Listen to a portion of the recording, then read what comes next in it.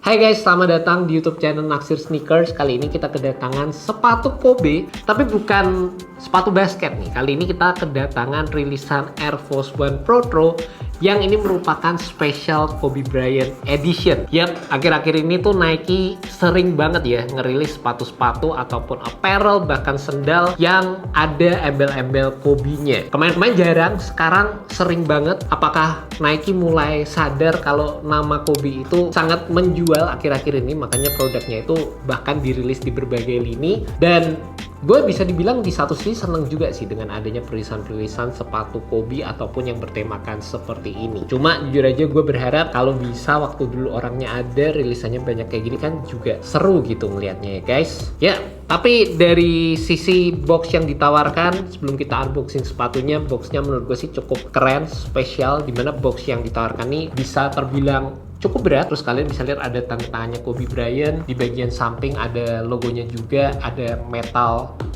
ini di bagian bolongannya ini. Dan kalau kalian lihat lebih detail, sebenarnya di bagian atasnya di sini kayak ada sisik-sisiknya juga gitu. Jadi cakep banget. Langsung aja kita buka sepatunya. Langsung aja kita buka boxnya.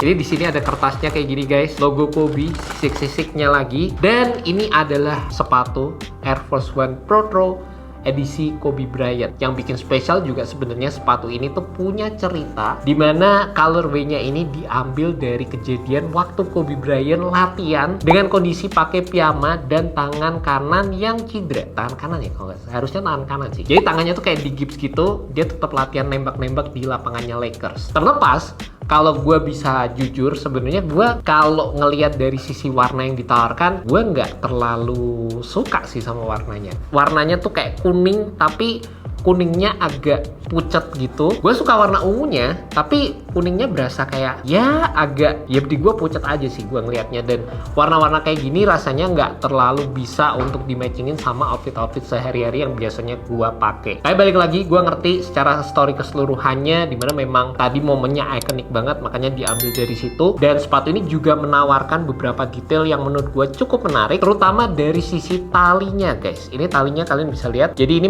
yang diambil dari warna celana piyamanya Kobe Bryant yang digunakan pada waktu itu. Dan kalau kalian pengen ganti talinya sama warna-warna yang lebih masuk sama sepatunya, di sini juga Nike ngasih tali warna ungu sama ngasih tali warna kuning juga gitu. Jadi ini talinya fatless ya, jadi kayak lebih gede aja secara keseluruhan dan emang ngasih looks yang kelihatan beda juga. Kalau panjang tali, kalau gede tali.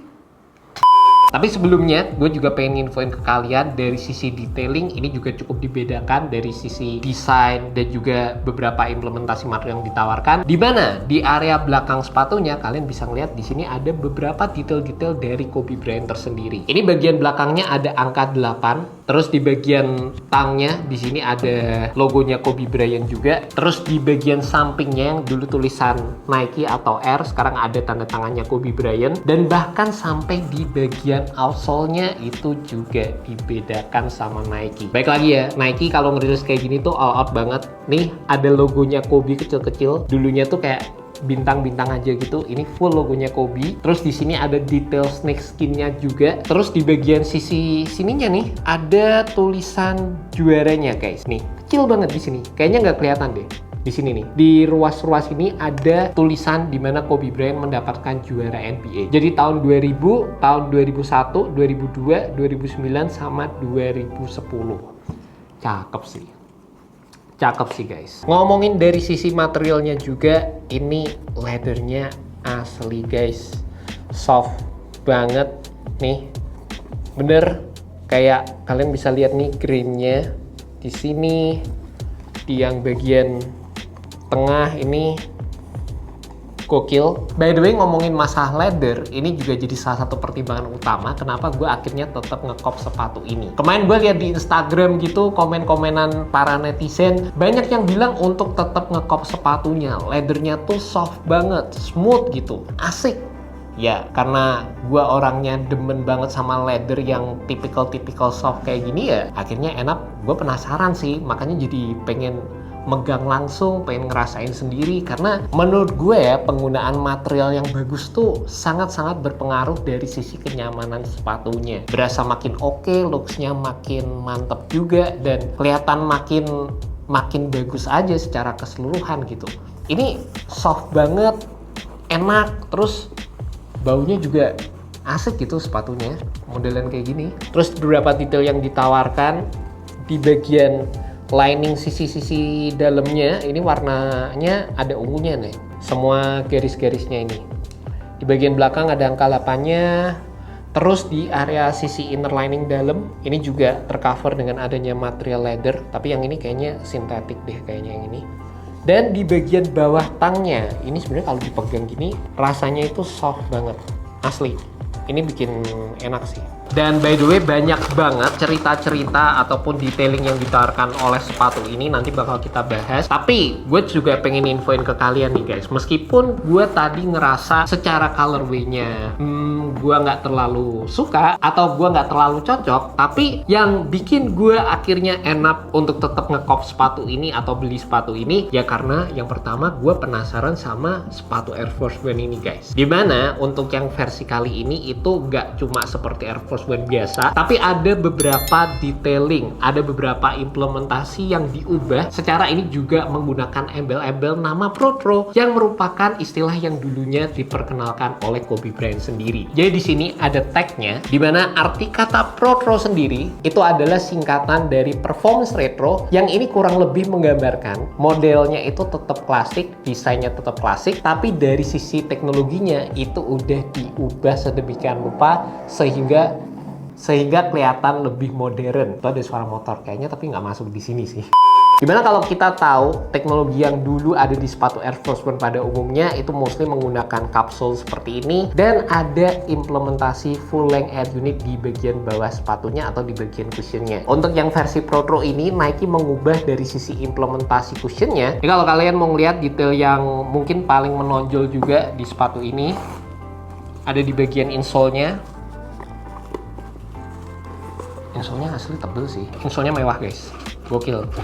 Serius, insole-nya mewah sih. Nih, ini kan gini ya. Ini yang sisi kanan ya. Ada air unitnya nih, kalian bisa lihat React X tebel. Terus ini yang sisi satunya nih. Bentar. Agak nggak segampang itu guys. 2000 years later. Oke. Nih, yang satunya ini ada fotonya Kobe di sini. Jadi bisa nih kalau dijejerin gini kan kelihatan nyambung nih, kanan sama kirinya.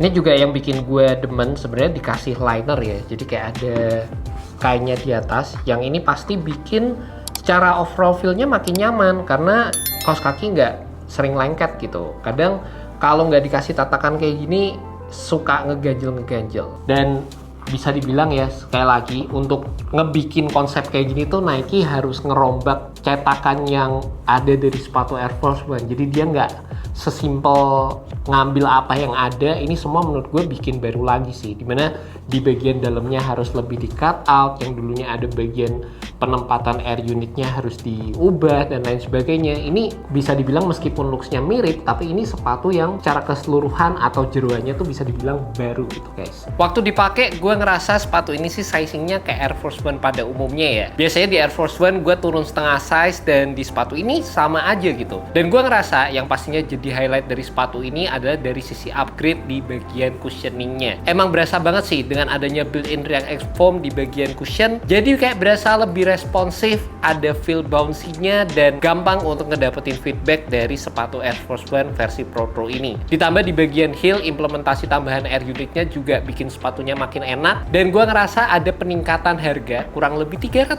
ribuan gitu ya. Berasa cukup worth it lah dengan adanya perubahan seperti ini. And that's about it guys, video unboxing untuk sepatu Nike Air Force One Protro edisi Kobe Bryant. Dimana setelah gue nyobain sepatunya, setelah gue ngerasain kenyamanannya, emang bener sih ini jadi versi yang menurut gue pasti lebih nyaman dibandingkan dengan sepatu Air Force One pada umumnya. Upgrade banget dari sisi teknologi, dan ini emang DNA yang bisa dibilang selalu dipegang sama Kobe Bryant sendiri. Nggak pengen ngerilis sepatu cuma dalam artian ngerilis sepatu aja, tapi selalu harus ada improvement yang ditawarkan. Terlepas, sekali lagi, kalau ngomongin dari sisi warnanya, gue sih tetap ngerasa ini bukan warna gue banget sih. Gue berharap ada colorway lain yang bakal dirilis, kayak warna yang putih polos, atau mungkin colorway yang all black, atau ada colorway Lakers juga yang lebih dominan ke warna-warna putih ataupun hitam. Dan kalau nggak salah yang warna putih juga kemarin sempet